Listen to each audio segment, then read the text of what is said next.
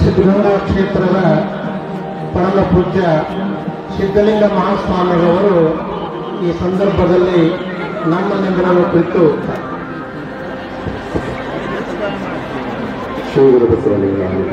ಭಕ್ತಾದಿಗಳಿಗೆ ನಾನು ಮನವಿ ಮಾಡ್ತೇನೆ. ಜಾತ್ರೆ ಮುಗಿದ ನಂತರ ಎಲ್ಲರೂ ಕೂಡ ಇಲ್ಲಿ ಆರಾಮಾಗಿ ಹೋಗ್ತಕ್ಕಂಥ ಕೆಲಸ ಆಗ್ಬೇಕು ಅಂತಕ್ಕಂಥ ವಿನಂತಿಯನ್ನು ಮಾಡಿ ಇವತ್ತು ನಾನು ಮಾತನಾಡಲಿಕ್ಕೆ ಅವಕಾಶ ಮಾಡಿಕೊಂಡಿರ್ತಕ್ಕಂಥ ಎಲ್ಲರಿಗೂ ವರ್ಷ ಮಾತನಾಡ್ತಿದ್ದೇನೆ. ಜೈ ಜೈ ಗೋಷಿ ಜೈ. ಇದೀಗ ಗವಿಸಿದ್ಧಗಂಗಾ ರೂಪದಲ್ಲಿ ನಡೆದು ಈ ಒಂದು ಭಾಗಿಯಾಗಿರ್ತಕ್ಕಂಥ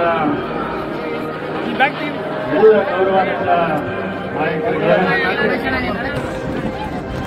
ಯಾಕಂದ್ರೆ ಈ ಮಠದ ತತ್ವಗಳನ್ನ ನಾವು ಇವತ್ತು ಅವಲೋಕನೆಯನ್ನ ಮಾಡಿದಾಗ 5 ಪಂಚಸೂತ್ರ ಅಕ್ಷರ ಇರಬಹುದು, ಒಂದು ಕಡೆ ಅರಿವು ಇರಬಹುದು, ಒಂದು ಕಡೆ ಆರೋಗ್ಯ ಇರಬಹುದು, ಆಧ್ಯಾತ್ಮಿಕತೆ ಇರಬಹುದು.